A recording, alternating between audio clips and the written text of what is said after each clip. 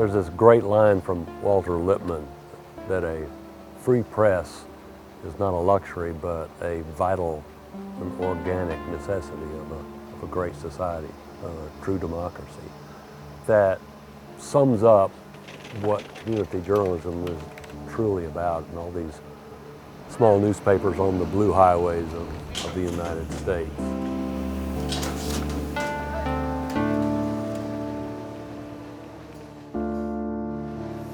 It's intense.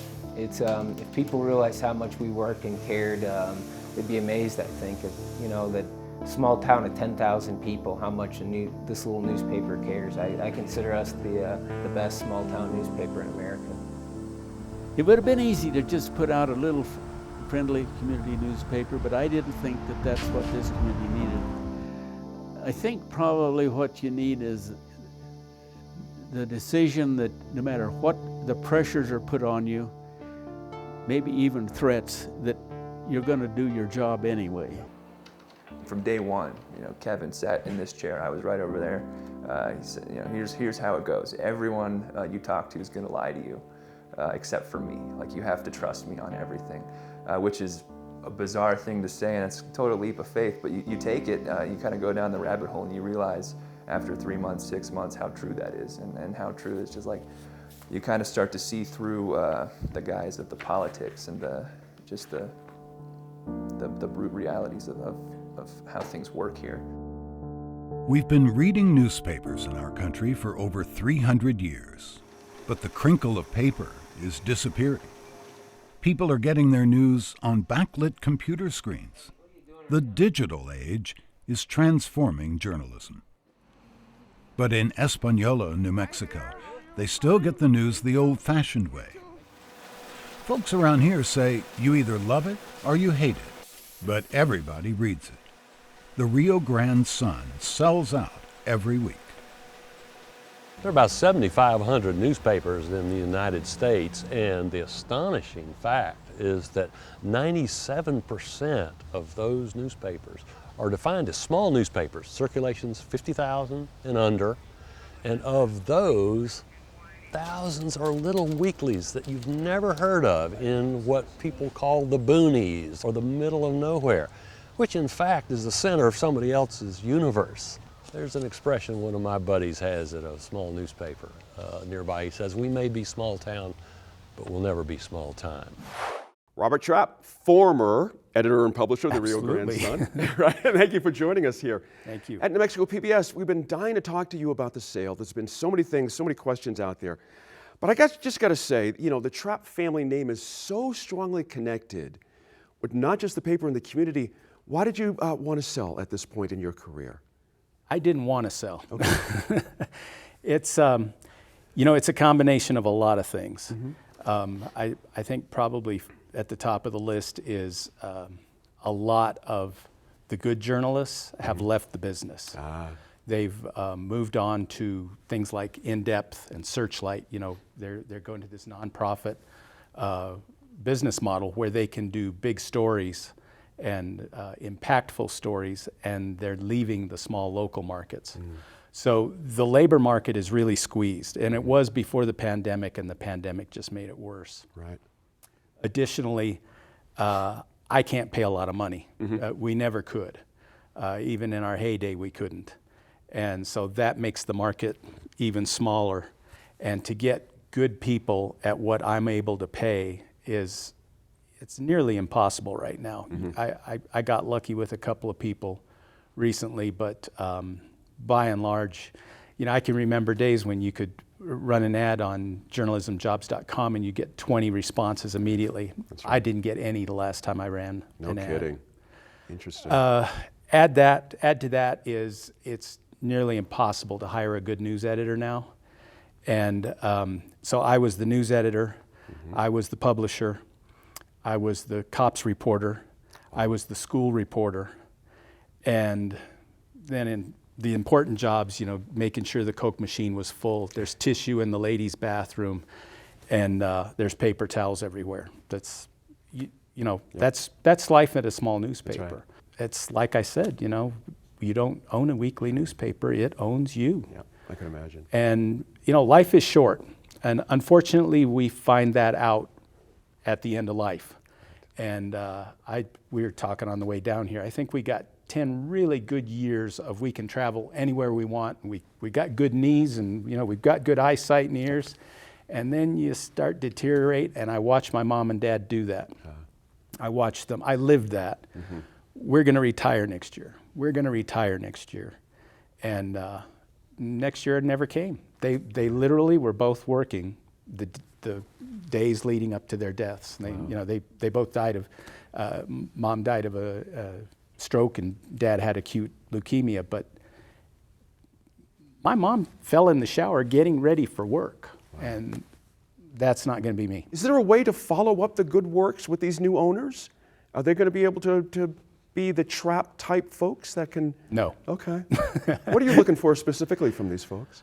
I would like them to, I would be happy if they would just report local news and cover the beats that affect people in the community the most. Right. And stay out of politics. Mm.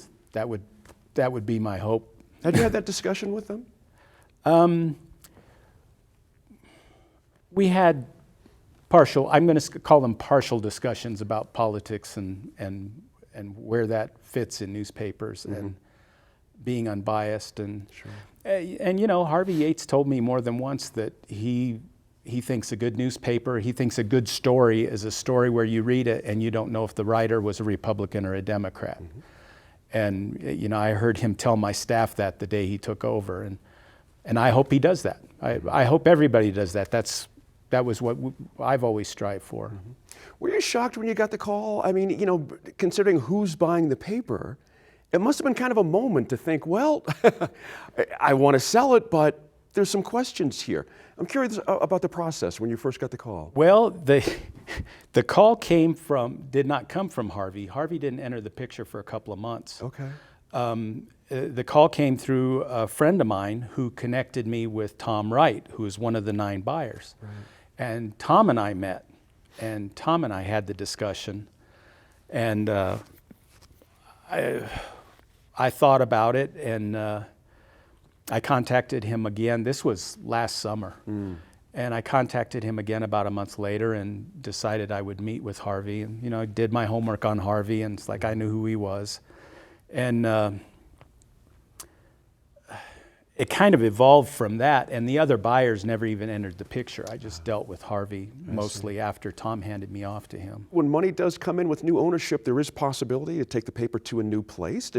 Was that kind of conversation had as well? Yes, and that was kind of what appealed to me. Okay. Harvey has had someone develop some sort of app that, so he's thinking more electronic. It's funny, he's older than I am, and we were talking, I think I was talking with your producer about how in the documentary I said, the internet's a waste of time. Still agree with that, it's a waste of time. Mm-hmm. But he had this app designed that he can get news to people and monetize it somehow. I see. And he wants to expand it more to go more towards state news. Mm-hmm. And I'm all for that as long as you cover the local news, make that a priority. Right. I'm also curious what the local response has been. You've had a lot of loyal readers for a long time. I have not a doubt it was jolting for some people once you start banning about some of these names. What's been the feedback you've gotten from the local Espanola community? It's funny, I was waiting for a bunch of good riddance calls, thank God you're gone, and never got one, never got a nasty email. I was really surprised. And I got a couple of questionable ones, but I got a lot of phone calls and emails and people in person who were at first upset. It's like, how could you do this? Mm-hmm.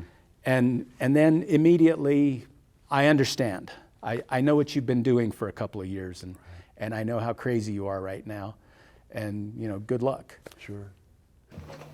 They accept the job. I would tell them that if you can get a news story in Rio Arriba County, no matter where you go, you'll be able to get a news story because you're going to learn how to do it here because it's a tough area, tough community for a young reporter to break into. We assure them that what are you working on? What they report and what they dig up if it is legitimate news, that the publisher, the editor, will not kill it because of an economic or an advertiser's pressure or anyone else. All the resumes I get, there's always a paragraph in there about I can edit, I can video, and I can edit video, and I can post, and I can blog, and I can do all this stuff for your website. And I always tell them, don't care, don't care, don't care. Can you write? Can you go out and ask hard questions? Can you get around someone who says no and go find someone in the next cubicle who will say yes? Can you do that? Can you come back and can you write a sentence? And good God, some of them can't write a sentence. There's people graduating college that cannot write news. There's people graduating college who can't write. I love to watch when you see a kid go to a paper like The Sun and they realize, oh my gosh, I can do my best work right here. I will do my best work. And the community deserves my best work right here, because here's a community that not only is in need, but here's a community that trusts my newspaper. It's pretty interesting. Like, the whole place is just stories to me. Like, down here, when I think of 31 Mile Road, I always think of that one grandma that was murdered a couple years ago back in 2005 that they've never solved the murder of. That crime is just probably going to always be unsolved. A grandma gets murdered in cold blood and they'll never solve it, probably. In 1999, The Sun broke the national story that Rio Arriba County had the highest per capita heroin overdose rate of any place in the country. Over a decade later, it still does. So all these are, look at how they're all new. They're all new. All these are all my friends that have passed away recently, like all from drugs, or like the one that shot himself. She got into the accident. He shot himself. Keebler, Kevin over there. Not this one, but the next one. And all the other ones, overdoses, more or less. It's basically these aren't people just smoking marijuana or getting high occasionally. These people are just doing scientific experiments with their body. And you look at the toxicology reports and they've got, heroin, cocaine, alcohol, 4 different kinds of prescription drugs in them. I mean, that's like committing suicide or something. I mean, if this place is so wonderful, which I think it is, then why are these people all trying to kill themselves? I don't think anybody's really kind of got to the heart of that.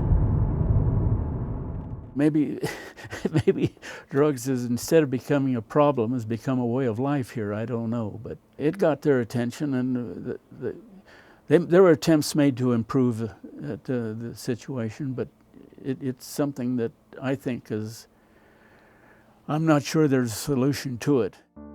In spite of millions in federal and state aid, there's been no cure for the epidemic of drug and alcohol use. No solution for the related crime and violence. Add in the stories about government ineptitude, political shenanigans, failing schools, and it's continuing front-page news for The Sun, and an embarrassment for many in the community. First of all, I've never read the Rio Grande Sun. I did not want an entity, no matter where it was a paper or outside entity, to keep my focus on what really needed to happen, because any paper, if you see any type of program or whatever, can try to sway your decision-making processes, and I did not want any type of entity persuading me exactly what my direction and what I needed to happen, my goals and my direction.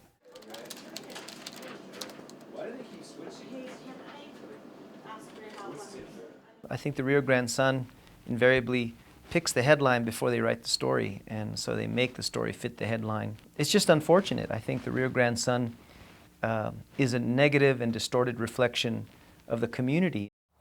And there are cheerleading newspapers, there are Chamber of Commerce type newspapers, and then there are fearless newspapers. I think the best editor, publishers, owners are ones who keep that journalist moral compass, if you will, pointed on true north, and they know that the newspaper comes first. Like the other day, on Tuesday at 4 o'clock, 5 o'clock, a kid in a nice truck, nice tennis shoes that probably worth more than my whole wardrobe, allegedly dies of a drug overdose up in the hills right outside of town. I mean, there's something messed up when that's just accepted and that's a normal, that's page 2 news. It could have even been deeper in our paper just because it's kind of a semi-regular event. I mean, that's depressing. You know, that's just the fact of life here. And if people, you know, there's good and bad to everything, but if you don't want to address these problems, it's pretty brutal. Could I have 6 papers, please? Mm-hmm.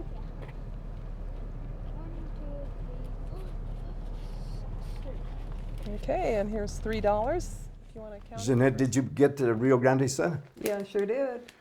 What's the headlines? Okay, this is the May 14th, 2009 issue, and the headlines are Jail's drug program spun out of control, and I kind of like to read that one in a minute, but the others are Deputy robs pharmacy. Because of the nature of the community, I find for folks who have been using here for any length of time, there's just too many reminders for them, and it sets off too many cravings. I had one gentleman who'd been clean about 6 years. He'd been on methadone and weaned off, and he said he saw somebody he used to buy heroin from, and he said he just went into withdrawal right there in the car, you know, full-blown sweats, cramping, you know, the whole 9 yards. So I wanted to do some community reporting, and looking around the state at the papers that were hiring, Espanola caught my eye because of the public health issues up here. Espanola is pretty famous for the drug problem and its high overdose rates and other public health issues. I knew there was a drug problem. The brutality, the violence came as, I think I was a little naive about how big a problem that is up here. Why don't we read the first And then, item? well, okay, the caption says, Rio Arriba has spent thousands of dollars on powerful and controversial antipsychotic drugs for inmates. And this is, Joe, a first of a 2-part series. The Rio Arriba County Jail spent more than $140,000 over 5 years to keep inmates sedated with dangerous and addictive psychiatric drugs, according to the Rio Grande Sun investigation. We found a little bit of everything. We found that there's a psychiatrist whose contract got yanked with the jail or got pulled from the jail in August 2008, had been prescribing thousands of doses of this drug and other drugs such as psychiatric drugs, especially Xanax, to prisoners. And what we found was that they were using these to sedate the prisoners, and a lot of times to make them, as multiple people said, zombies in the jail. The guy who was the county reporter here before me, his name was Matt Van Buren, and he ended up at the Taos paper. He had done an interesting little story in 2008 about how many pharmaceuticals were being thrown away at the county jail up in Tierra Maria. And when I read that paper and looked back through his file, his notes on it, I kept seeing that there seemed to be a disproportionate number of Seroquel prescriptions. So it made me think there was something up with Seroquel at the jail.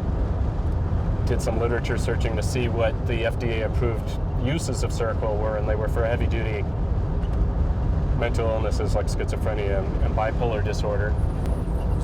So I asked the warden about it, and I filed some open records requests to look at their pharmacy billing records. The interesting explanation that the doctor had given, the psychiatrist had given, was that he was treating, the thing he was treating was post-traumatic stress syndrome. And that's a syndrome that most people would associate with combat. It's almost a condemnation of the county and the culture that it's so violent that he has to treat this with this powerful drug.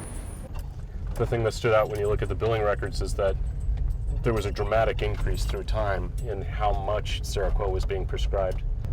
In December of 2007, the Rio Arriba County Jail had ordered 88 separate times they had ordered Seroquel. And a year later, after that doctor was no longer seeing inmates, the number of Seroquel prescriptions in the jail, December 2008, was 9.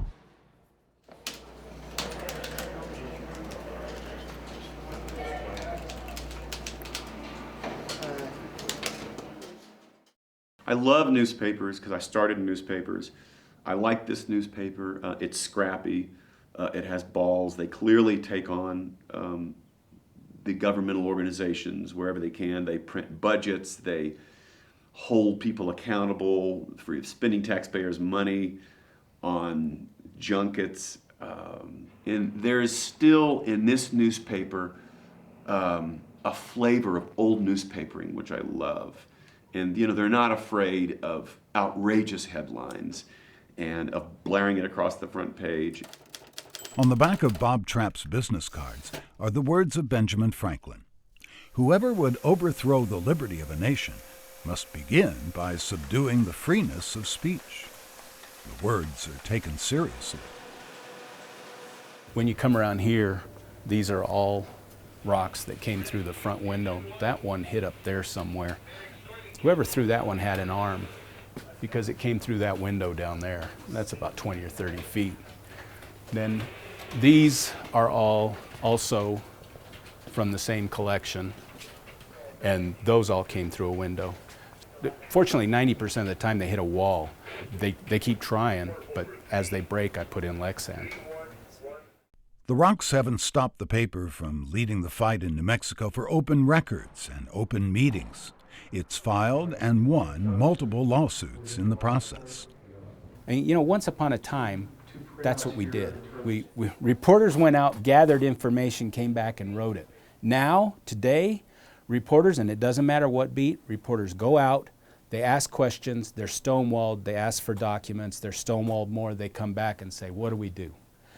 If lawyers can't solve it, we file a suit.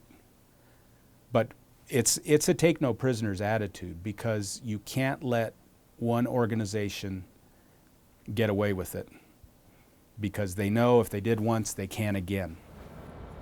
No one goes to a city council meeting unless they've got a complaint. So it's up to the newspaper to tell the community what's going on at city council. The same goes for the school board. It's sort of a paper of record. It tells what happened here 50 years ago that no one will know or remember. But they can always go back to the newspaper, and that newspaper is a record of what happened 50 years ago. Or in some cases, 100 years ago. There are some newspapers that 100 years old, and a community without a newspaper is sort of like a community without a library. You've got to have it.